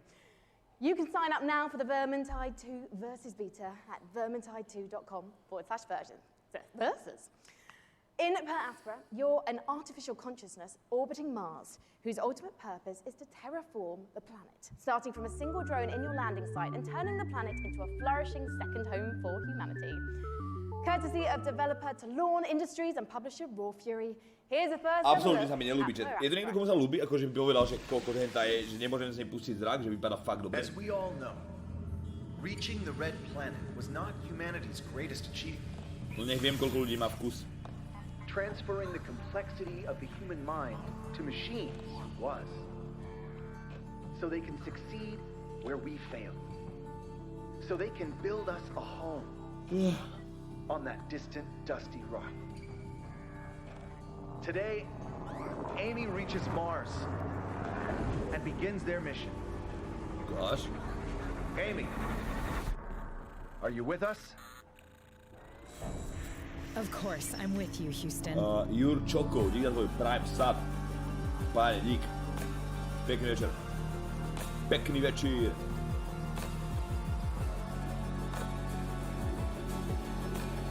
Čo je to konferencia? Neviem, jak sa to volá ani. Jak sa volá táto konferencia? Čo sa tu káme teraz? Jak sa oni volajú? PC, čo si? In the Assassin's Creed universe, our next guest sent players back in time to rewrite history. But for his debut project with indie studio Panache Digital Games, he's going to take us back 10 million years to where humanity began. Here to tell us all about ancestors, director and co-founder Patrice SMO. Welcome, Patrice. Thank you for having me. I'm really happy to be here. I've been waiting 10 years to come back on a big stage at E3 showing off a game. Well, it's fantastic to have you back. I just want to ask, what inspired you to tell the story of human evolution? Well, when I started Panache, I needed a game, an open world game in which you can do a lot of things. You need a character in a 3D environment at first. And I said, oh, I'm the historical guy, I'm the historical dude, so I need an historical period. So I said, oh, let's go back at the very beginning. It'll be easier to do, because I won't have to build a city, I won't have to build technology, and I was a bit naive, because we built Africa 10 million years ago. And that's not easy to build. It doesn't sound easy. I mean, how have you turned those themes into gameplay? Well, you play our last common ancestor, right, of all the big apes, and then you have to explore your environment, and eventually you expand your territory, you expand your clan, because you're not playing that one badass character. You play a group of badass characters. And eventually you evolve into different species, up until Lucy the Australopithecus roughly 2 million years ago. I imagine our ancestors had a lot more issues to deal with than we do today. There's going to be a lot more dangers in this world, so tell me a bit more about those. Well, it's all about from a prey to a predator. Basically, at the beginning of the game, everybody's there to kill you and devour you. And basically at the end, it's pretty much you. You're the predator and everybody's afraid of you. And that's the idea of Ancestors, the Humankind Odyssey. So, Patrice, ultimately, what is the key to evolving your clan successfully? Curiosity. You need to explore, because, you know, I made a game about characters and you needed to follow the story I wrote for you. This time, you're basically writing the story, right? There's no story per se inside. It's not about going and see mission givers. It's not about looking at the mini-maps and the little dots. It's about you, hey, Homo sapiens. Can you survive like our ancestors did? And that's the question I'm asking players. It'll be for you to answer that question August 27th. Well, I was going to PC first. I was going to ask you when we can see it, and you answered my question first. Thank you so much, getting Patrice. Good at this. As Patrice says, Ancestors will be released August 27th, and you can learn more at ancestorsgame.com. Thank you. Thank you. Hej, to bol ešte raz Kaň. To bol Czech SMO a Jurčokos. Nové savy.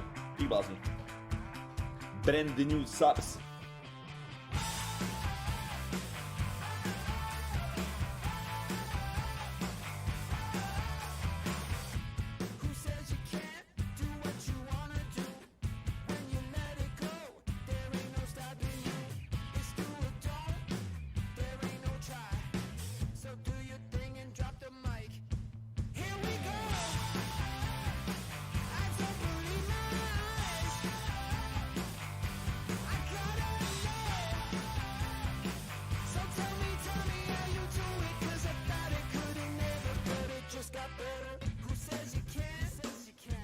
To už je konec? Nie.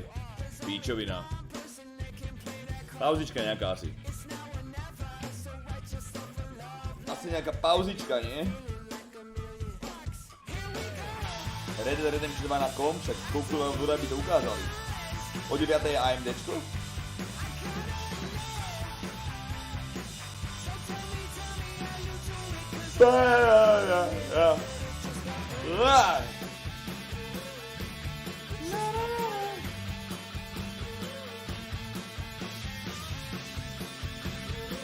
Epic Games nám doniesli Unreal Engine a tieto hry, čo majú mať takú trapnú grafiku. Však ale vidíš ty koko, niekto spraví na Unreal Engine úplnú píčovinu a niekto úplnú topku, vieš.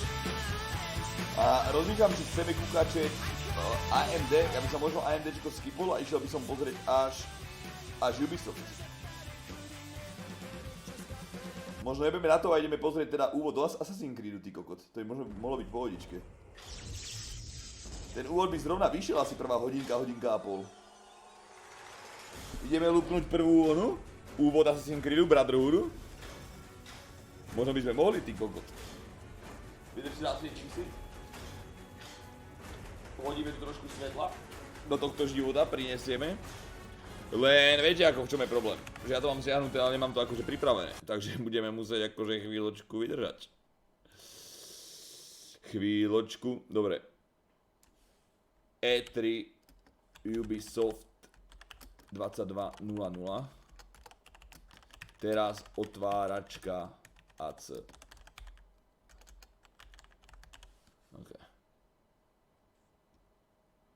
OK. Takže dáme Assassin's Creed. Jak sa volá Brotherhood, hej? Tvrdíš, že Brotherhood je lepší, jak ten predtým, čo sme hrali? Som zvedavý, ty kokot. Takže hej, toto máme za sebou. Takže chat, dneska kúkáme ešte... Počkaj, chat, my dneska možno musíme nocovať. My máme Ubisoft, je 22.00 a potom je Square Enix, je o 3 ráno.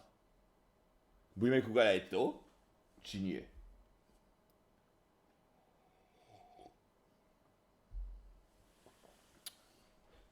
AMD nové GPU, vieš čo, ako oni oznámia jebičku, dajme tomu nejakú, ale furt to bude výkonovo, vieš, kúsok za Nvidiou. Ale už sa možno rozbehnú, vieš. Ale chápeš, ich cieľovka není proste spraviť najdrahšiu, najvýkonnejšiu kartu na svete. Ich cieľovky sú také, ktoré sú predávané ako kokot v notebookoch. Vieš, nevidíš v tých notebookoch v rozhraní 300-700 eur, dajme tomu, alebo 300-600 eur, sú proste všade vidíš AMDčka.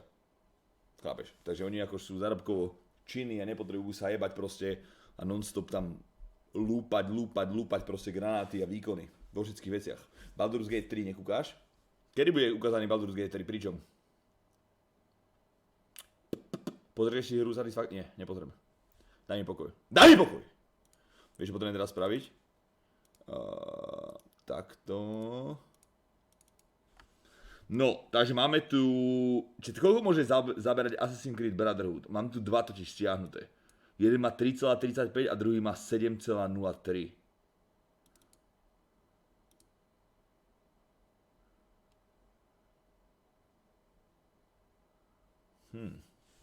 Veľa? Ty stavuješ hry a pak nadávaš, nevychádza nič dobrýho? Tebe jebe na hlavu, ale vieš, aké to do dôvodu. Preto teraz kúpiš Assassin's Creed doma na Uplay alebo na Steam, alebo kde sa dá kúpiť, na Uplay, a nemáš tam češtinu, pretože oni spravili nejaký update a češtiny sú až od 3. Takže ti to staré Assassin's Creedy, ty si ho kúpiš v domienke, že to má češtinu a nemá to češtinu, si predstav. Však sa budeš učiť anglicky, však keby som zahral po anglicky, mi to je upiči, ale ono to je, na streame to o mnoho priateľnejšie kúkať v češtine a hrať v češtine, vieš? Viem, že ty si angličtinár, kamoško, že chodíš doučovať učiteľky normálne a tak. Viem, že ty si proste na úrovni, ale kopec ľudí to proste nemá dokonalú angličtinu, vieš? Takže jeb na to. Nebudeme sa tam o tom baviť, či? Trailer, nech sa na to nám nadížno ukáž, poďme pozrieť. Poďme to pozrieť.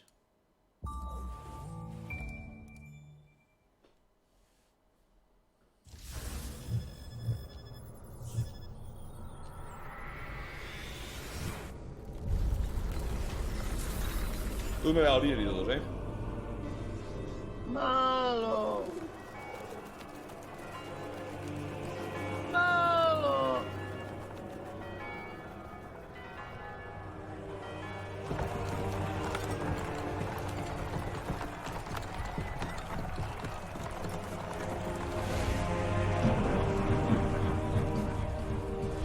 To viem to ne. Už sa teším, ako prijebem. Tam na sleduj, čiže ja som to videl asi 3-krát toto.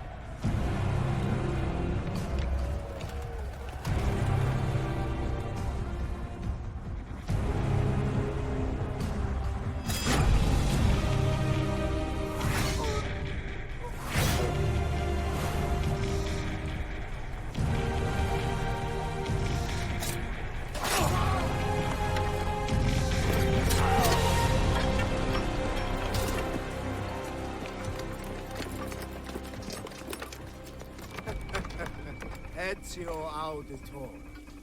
Brave of you to stand alone against me, but also quite foolish. Assassin.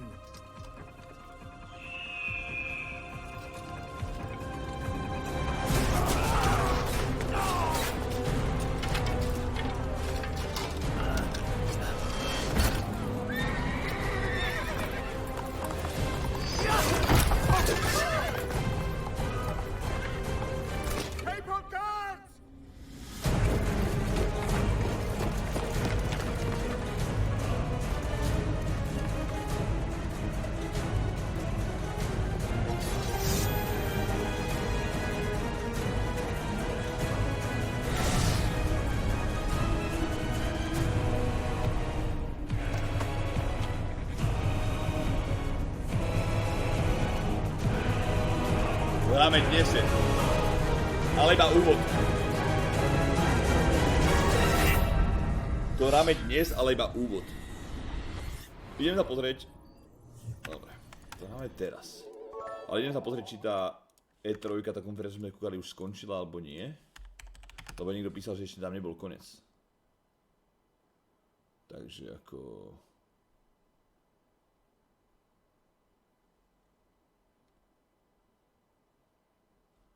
Ukáž mi to. Lebo možno ešte nebol konec, ty kokot, popravde.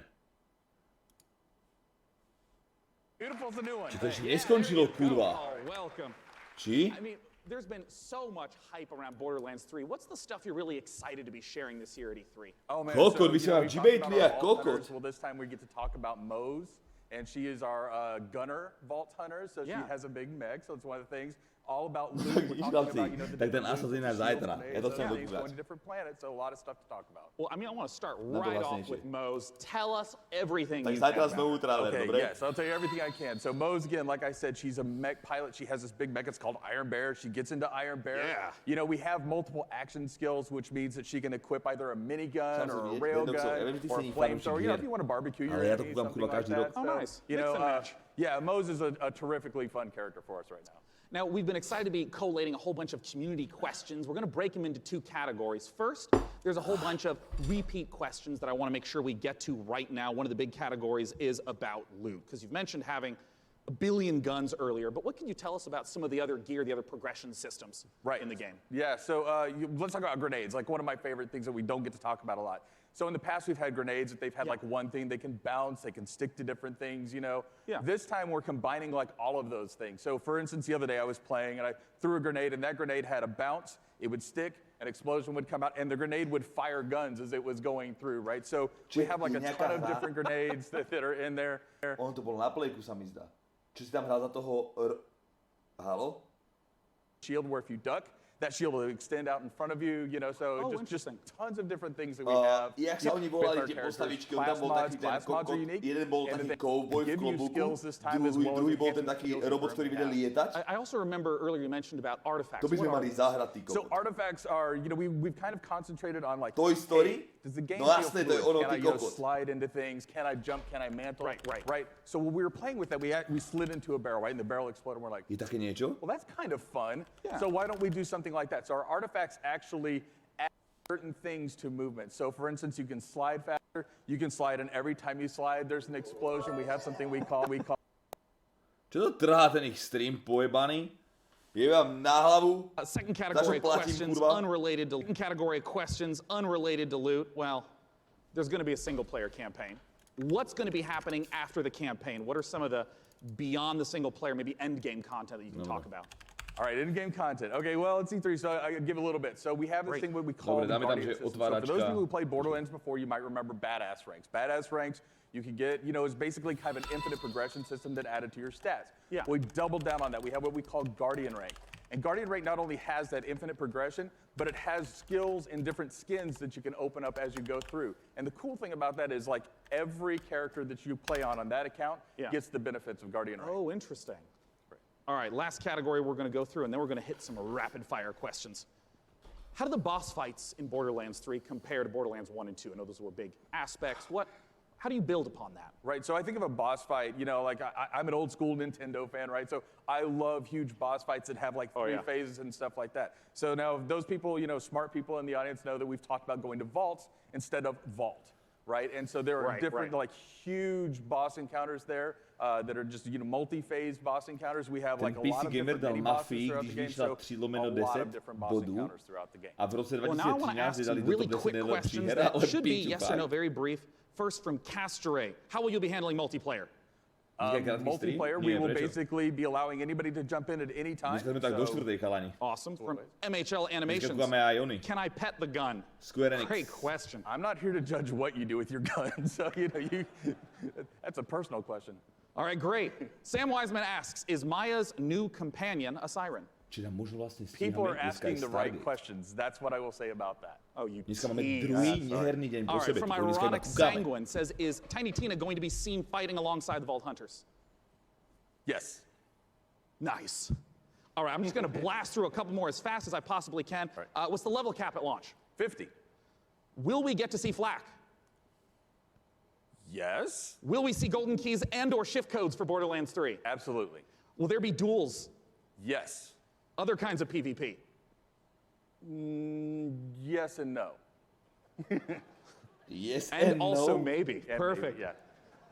And will you be able to transfer weapons between your characters?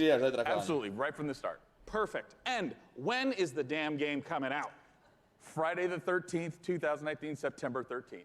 Perfect. Borderlands.com for more information. Thanks so much for joining me on stage. Sean, thank you. And once again, if you have not seen all the setups in downtown for Borderlands 3, they're beautiful. Our next game, we're going to be revisiting a guest that we saw earlier in the show. He's upstairs with Frankie. What you got for us?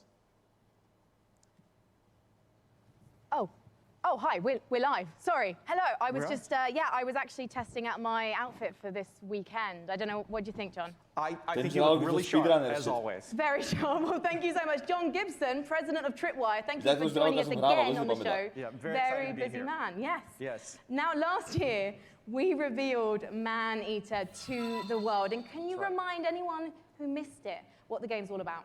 Absolutely. Man-Eater is an open-world action RPG, or Shark PG as we call it. You start as a small baby shark pup, and you have to survive in this harsh world and try to eat your way to the top of the ecosystem. The three words that we think sum the game up the best are eat, explore, and evolve. And we also have someone we'd like you to meet. Well, let's meet him then. Let's take a look at the new trailer. Nie, dám si hokej kludně. Alebo si budem honit kokot, alebo líbím stream, že to je funguje. Neviem, Assassin's Creed nahodil, to mám piču. Assassin's Creed bude, týko, ten úvod bude po piči, jak v dvojke isto. 2-sekundový rest, bounce, hej. Hehehe. Hehehe.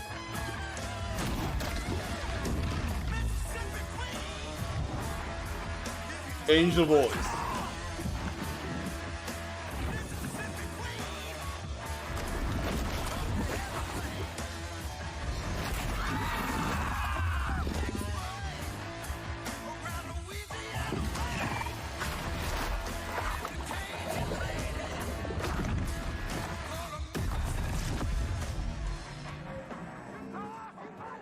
Come any closer with that camera, we two gonna toss him.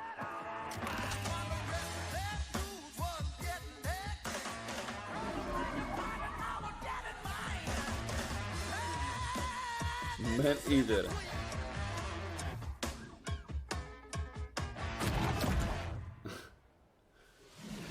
John, who was that appallingly dressed fishy in the trailer? Because quite frankly, not even I would. That was Scaly Pete.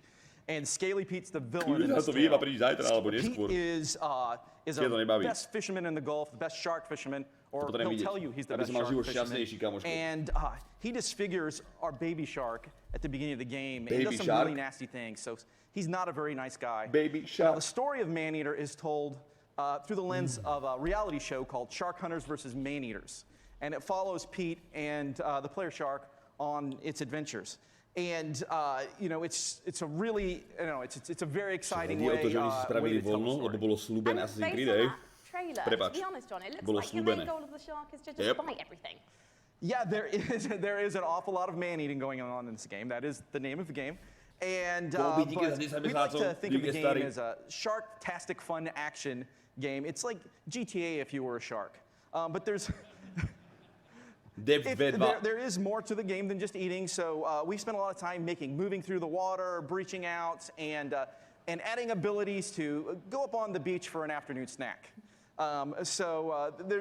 There's a lot of exciting things that you can do in the game. And you mentioned before it's a Shark PG. How does that progression system work? So there's 3 facets to the Shark PG elements of the game. There's growth, there's life phases, and there's evolutions. So growth comes about through eating things, nutrients, people, whatever you can find. And that's kind of like your XP in the game. That allows you to level up, your shark will grow a little bit, you'll get more powerful.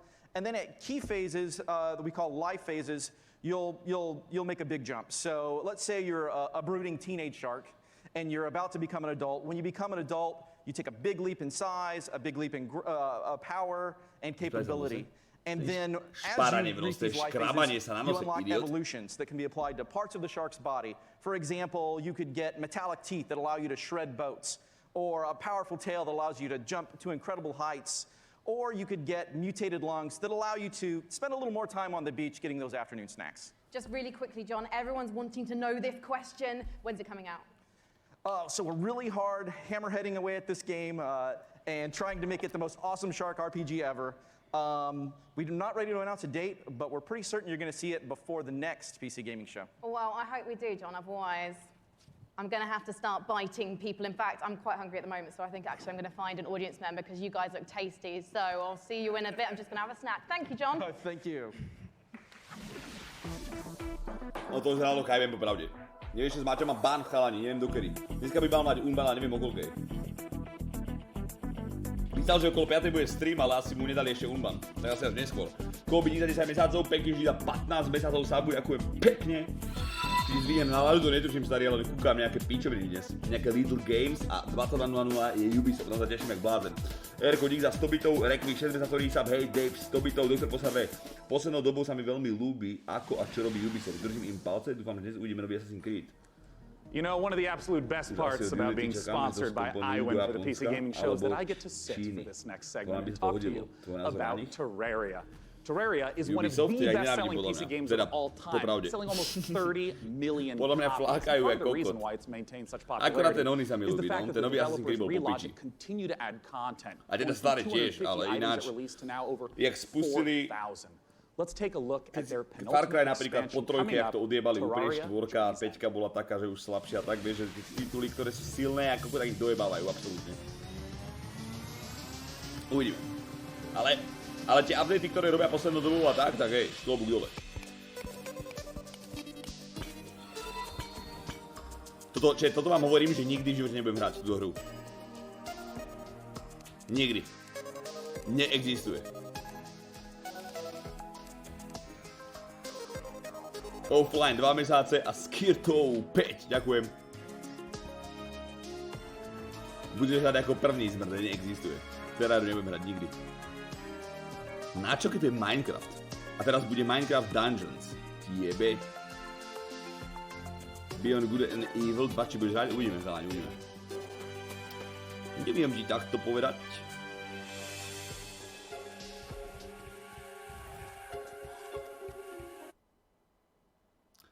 Fakt spravia normálne stream, ktorý seká, ty kokot.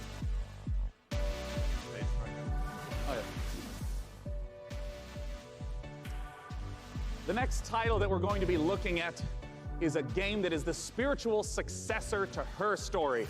It's called Telling Lies by Annapurna Interactive, and joining me to talk about it is game director Sam Barlow and actor-producer Logan Marshall Green. Welcome, gentlemen. Thank you. Nice to be here. Yeah. My main man. Now, if you haven't played Her Story, you totally should. It's fantastic. I want to know. It is a game where you watch teraz, na koho sa podobá? Povedzte mi. In order to uncover na Hardyho ja kokot, jebe ti? What is it that's going on in Telling Lies? What's the premise? So, na Hardyho ja kokot. Telling Lies is a game in which you watch video footage to piece together a story. And this time we have a woman who has stolen an NSA hard drive. which contains secretly recorded, intimate and private conversations between our four characters. Taky Something has gone terribly wrong, and it's up to you to figure out what. Že ani není to on? Nie. It's time to take a look at some of the gameplay mechanics and see telling lies in action. Let's take a look.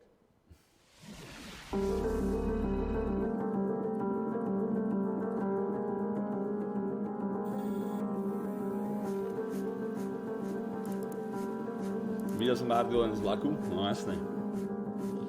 Takže by sa nepodobá, Once upon a time.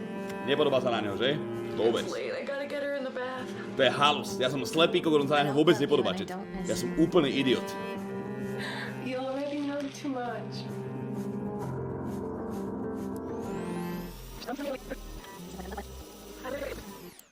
It's late. I gotta get her in the bath. Love you. Love you.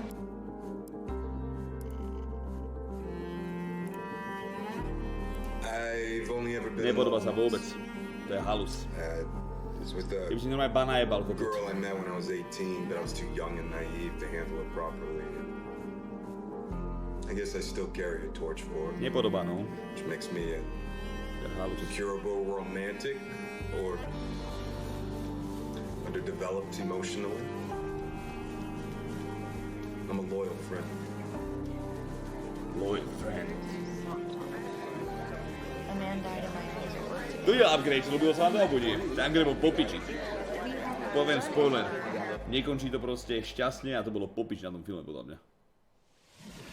Oh, Sam, I got some questions for you about what we've just seen. I mean, talk to me about the mechanics. I mean, I saw, the subtitles up, highlighting, and it was loading more video footage. What's going on? So what we do in Telling Lies is we take all of the exploration you would have in a normal video game.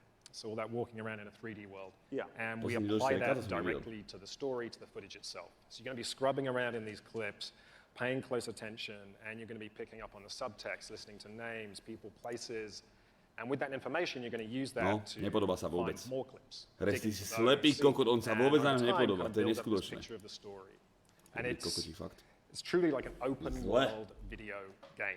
Well, I mean, a lot of times with open world video games, they talk about, the square kilometerage or miles in America.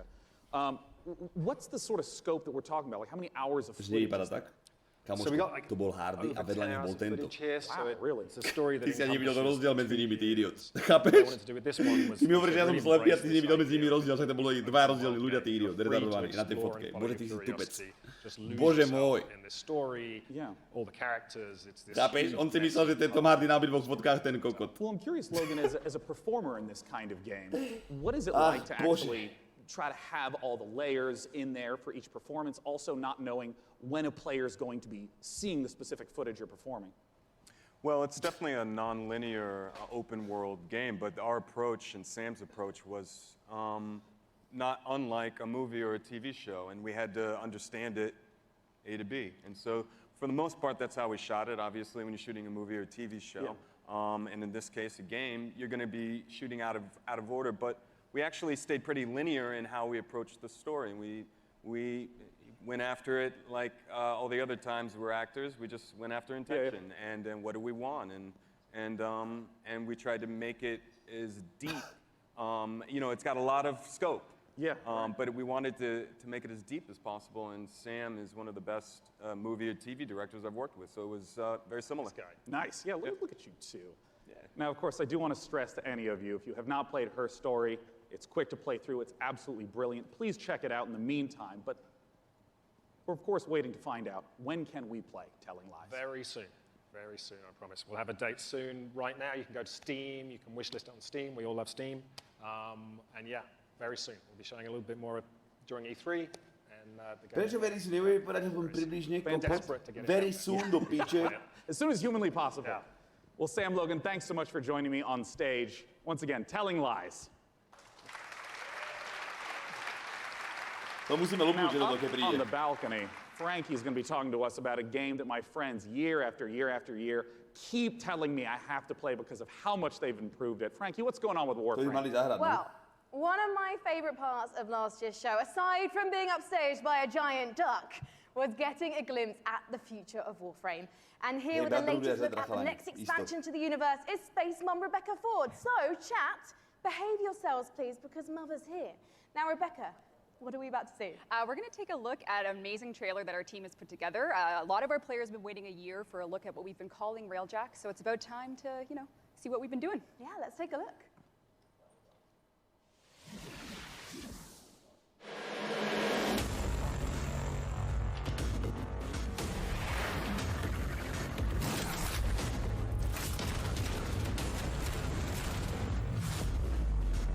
Zahrávať to niekto alebo nie? Len chvíľku kúkal do píče. Ono to je niečo ako Diablo, proste neskutočný grind, že len v 3Dčku. Napálené ako one. Ako vidíš pred sebou tú postavičku. Grindíš tam jak blázen. Tie framey a neviem čo všetko. Je tam aj PvP či není? Je tam aj PvPčko, či to alebo není? Je tam PvP?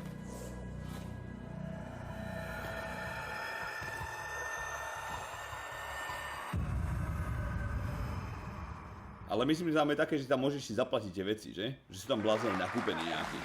Rebecca, it must be so exciting to know that the fans have finally seen it, and you're clearly going all in on the epic space combat. So tell me about the new stuff that players are going to be able to experience. I wasn't shaking before we started talking, and now I am because it's real, because, Empyrean is what we're calling codename Railjack. It's basically taking the Space Ninja part of Warframe, sending it back up to space, bringing players that squad gameplay they know, taking the enemies like the Corpus and the Vernier, giving them their own Railjack to essentially explore the solar system with and take down the bad guys. And when a fan... To si mohla žiletkou jebnúť do píče, Well, TennoCon is in London, Ontario. It's July 6th, and you can come watch it online on Twitch. We're going to be showing a lot more in our keynote for what Empyrean is going to be. Well, today I'm getting a feel for the suit. So what's the deal with that sweet-looking Necros Prime? How do I get my Tenno arms into it? I cannot say that on live television, but, there are ways. But yeah, you just have to link your Warframe account to your Twitch account. If you watch 30 minutes of our Tenno live show, you can get it. But you stay for the whole hour, because we got lots to show. Well, thank you so much, Rebecca, and good luck with TennoCon on July 6th. Thank you. Okay, now we've seen some amazing stuff today. Nothing quite Počúvaj, to mega vtip od Páchu jak Lajbavého. Developed by Brooklyn-based studio Feral Cat Den, it's an existential-based chat Prečo vyrábajú bielu čokoládu? Aby si Romovia neodhryzli z prstov. 3, 2, 1, smiech, poďme. Buckle up everyone, because we're about to get bonkers. Páchu, koľko máš sám? Tu píšeš, že 5. Koľko máš celkovo? Si asi prerušil sám na chvíľku, že? Dokopy máš 8, aha. Som rád, že vás to potešilo, pobavilo. To bola maximálna bombička.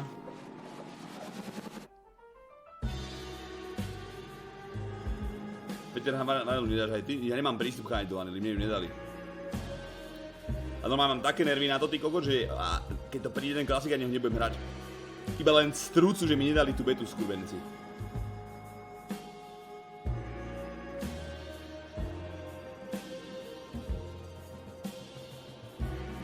Strúcu, no však ja to platím 7 alebo 8 rokov, ani to nehrávam, si preto to nemám ani nainštalované. A platím to len tak, ty kokot. Že hej, Blizzard, strávil som pri vás kopec rokov, ty kokot. Tu máte 12 € mesačne. Kokot z píču, beta nič.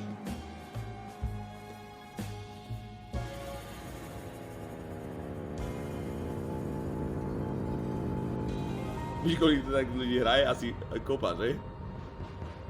Že nikto to ani nutí platiť? Však kokot, vidíš to?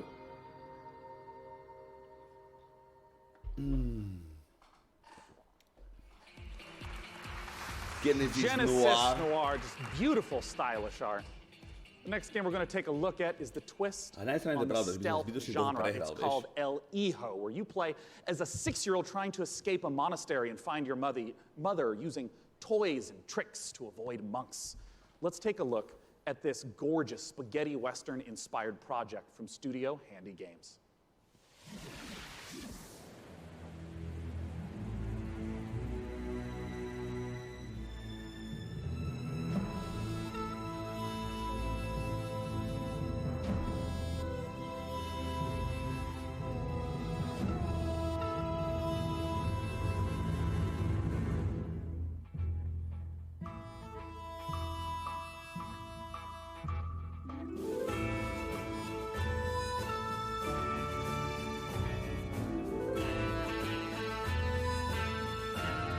to kurva koukáme právě.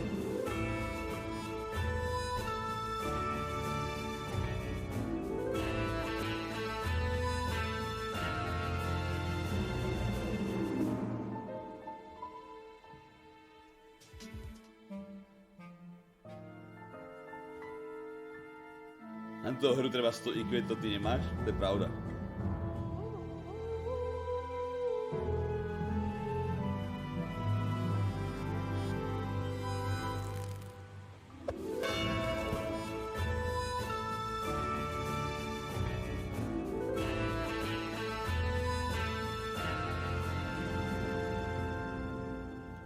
Ako, viete, čo je haluset? Že je 2019 a oni normálne prídu a idú spraviť takúto hru? Ako fakt? El Hijo, once again, is the title of the trailer we just saw. For our final guest tonight, please join me in welcoming from Larian Studios CEO Sven Vinke, and from Dungeons & Dragons at Wizards of the Coast, the creative director of Dungeons & Dragons, Mike Merles, to talk about Baldur's Gate 3. PC Gamer konferencia, tu môže ísť hociaká indie spoločnosť a napaliť, chápeš? Tebe jebe. Now this was only to není všetko len na Ubisofte a AAA company kokot. We went to see Wizards of the Coast at the end of Divinity Original Sin 1. Yeah. That was back in 2014. Baldur's Gate 3, I tried to convince them back then that they should give us the Baldur's Gate 3 license, and they said, Pome. And but we had a long chat about what the vision would be for the game. And then we kept on bumping into each other. And then suddenly in 2016, I get a phone call from Nathan Stewart, who's the big boss of Mike and the head of Dungeons & Dragons. He said, you need to come to Seattle right away. We're going to have dinner in a very shady restaurant. And he had this big stack of paper over there. And on it was Baldur's Gate 3, and in it was pretty much everything that we talked about. And he says, I'm going to send this to my board. You still want to do it? Yeah, of course I still want to do it. And then a couple of weeks later, we started negotiating, and here we are. I mean, what does the Baldur's Gate franchise mean to you, Mike? Oh, to me, it's the crown jewel of D&D computer games, right? I mean, for me personally, Baldur's Gate, the original one, was finally I had the chance to actually play a D&D campaign rather than having to run them for all my friends. So it means so much to us. Baldur's Gate, it's such fantastic storytelling, and it's so exciting to see it come to not only a new generation of gamers, but for the gamers who remember the 20 years it's been since the original, the first two in the series. So it's incredibly exciting, and for us it really is such an important part of the D&D mythos. Tak to by mali vlasy za rok alebo za 2 čas. Talk to me about some of the story elements, the world elements. What are things we're going to see in Baldur's Gate 3? To je moja budúcnosť. Well, we're only talking about what's in the trailer right now, but obviously you're going to go to the city, because we start with the city. You start outside of the city, actually. There's going to be mind flayers. They're very nasty. You are seeing in the trailer the process of ceremorphosis, as we call it. It's accelerated, so that's not normal. Yeah. And you're going to see a lot of iconic creatures, iconic characters, iconic places, and that's as far as we go. Well, I'm curious about some of the gameplay elements, because obviously, there's just been a big resurgence of Dungeons and Dragons, tons of broadcasts on Twitch. I mean, how do you translate some of the insane things that players do into, what happens in a computer game? So we started with the player handbook, which is basically the basic rule set. Which player handbook? Which edition? 5th edition. 5th edition. Right. Yeah. And so we ported as much as we could to the video game. We looked at what worked really well. We looked at the things that didn't work that well, because it is a video game, and this was made for tabletop gaming. And so we started modifying those things, and then we had to add things on top of it, because if you play tabletop, you have a game master, and you say, well, I want to do this. Yeah. And then the game I want to master start a fight with a pigeon, and he's like, okay, roll for dexterity. Exactly, that's it. So we had to add systems to make that possible within the game. But we've gone very, very far. Yeah, I mean, can you give an example of like a crazy moment that a player might do that you could actually play out in the game? Well, let's say that we get into a fight because you ask a nasty question. I take the chair over there, I put it on fire, smash it on your head. Well, just as an example. It's just an example, this is fine, we're just talking. These are things that we have to put systems into the game for to do it, which are not necessarily going to be described inside of the book. Interesting. And I mean, like, Mike, in terms of your role, speaking to Larian Studios, you have tons of data, all the things that players do. What's the sort of information that you provide in assistance? Well, really what it comes down to is providing the story support. We think of Dungeons & Dragons, the universe of D&D. it's like a toy box for dungeon masters and players to go into and build their own stories. So working with Larry and working with Sven, a lot of it was just opening up that toy box and sharing it. And giving that kind of guidance, you know, like I remember one of our first meetings, we just laid out a map of Baldur's Gate and the Sword Coast and asking a lot of questions, like what kind of story do you want to tell? Where do we want to go? What are the cool locations we've always wanted to put into a game like this? And then in terms of the system support, you know, what does it mean in terms of the story for each character, for each character race, each character class, so that if you have your favorite class and it's in the game, you really feel like you're taking on that role that you love so much from the tabletop. It's really coming to life in an authentic way in Baldur's Gate 3. And we're going to talk in a moment about Baldur's Gate 3 release dates and whatnot, but we have a second game that we want to talk about on a new technology known as pencil and paper. I understand that there is a tabletop prequel coming for Baldur's Gate. Exactly. So in Baldur's Gate, we think there's one saga, all the different games coming together to tell one grand story of this city. So on September 17th, we're releasing our next tabletop campaign, Baldur's Gate: Descent into Avernus. And it is the next chapter in the Baldur's Gate saga. And it's a prequel to Baldur's Gate 3. So if you haven't played a Baldur's Gate game since Baldur's Gate 1 or 2, this is your chance to check out on the history. It's been about 100 years since the events of Baldur's Gate 2. So this will give you a chance to check in on the city, to see what's going on, its current state, who the movers and shakers are. We also feature a complete levels 1 to 13 campaign that takes you from the mean streets of Baldur's Gate to the depths of hell itself. And sort of pose to the players a question, do you want to redeem Baldur's Gate or send it to damnation? So we're putting that right in players' hands to make that choice. Well, I have to ask Sven, it's a question on a lot of people's minds. What can you talk to us about expected release time frames? So people have been waiting for it for a long time. Yeah. They're going to have to wait a little bit more when it's ready. This is the game that we want to play, so we want to make sure it's really, really good. And then when that's the case, then we'll release it.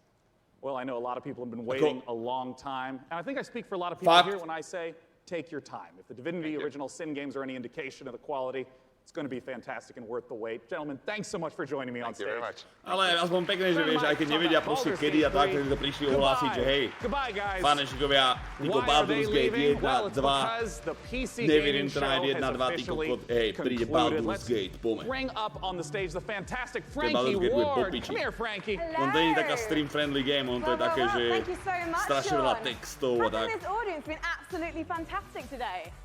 Guys, thank you so much for coming out to the 5th annual PC Gaming Show. We want to give an enormous thanks to all of you who tuned in live. We want to, of course, thank all of you who personally showed up this morning, and of course the sponsors who helped make this possible. Epic Game Store, iWin, Frontier, Funcom, Paradox, Interactive, Hovercast, Perfect World, Rebellion, Tripwire, and Samsung. Jak s knihami, vieš. Nie každý ty kokot dokáže prísť a vieš, niekto číta knižku ty kokot a po prvých 2 stránkach je v príbehu úplne a nerozmýšľa na ničím iným, vieš. Napríklad, keď som to mal s knihami alebo s niečím tak, aj s učením, tak ja som čítal a myšlienky som mal úplne inde rozhádzané, vieš. A teraz už nejaké, ja neviem koľko to je, odkedy, ja neviem, možno 3-4 roky už to beriem tak, že ty kokot, že keď idem do nejakej hry napríklad, tak tiež v začiatku to bolo také, že OK, som zvyknutý na FPS hry, tie singlaše si proste prestrelám a ideme ďalej. Ale teraz ty kokot do každého toho sveta, čo prídem, tak ty kokot, vieš, spoznám ten svet a baví ma to aj kokot tak. Viem, že to bolo prirovnanie, ty hnusak, vlasatý do piče. Ty vieš čítať? Z časti. Vieš, že nie každý sa dokáže keby do tej hry proste lupnúť naplno. Chápeš? Do toho sveta, do všetkého. Pritom tie hry sú popiči, niektoré. Neskutočné. Neverím to na Baldur's Gate, ty kokot, alebo Pillars of Eternity, ty kokot. Aj to je neskutočná bombička. Dobre. Takže teraz skončil, čo bolo toto? PC Gamer. Teraz by mal ísť AMDčko. Asi. Prehľadávač. Special Elements. Teraz by malo ísť AMDčko, takže zatiaľ dáme asi hokej, pár ranov s bláznami, jak včera. Jak tu je BX, Duxo a spol. A o 22. pozrieme ten Ubisoft. Ten by mal trvať koľko? Hodku a pol by mal byť? Alebo 2 hodiny možno Ubisoft by mohol byť? A potom budeme mať do 3. rána čas, takže pôjdeme buď zastrieľať s chalami niečo, aj keď vlastne už je týždeň, takže oni asi nebudú hrať v noci. Takže pozrieme asi Stargate a potom by sme lúpli ten Square Enix. O 3 ráno. Alebo Jump Kinga, alebo Pácha ešte za 5 mesiacov, Suspecto 11 mesiacov, lul, Tom Hardy. Cooking Simulator možno. Ideme hokej, alebo ideme zahrať o Stanley Cup, alebo ideme Jump Kinga lupnúť. Čauko, Speedar, čávec. Ready si tu?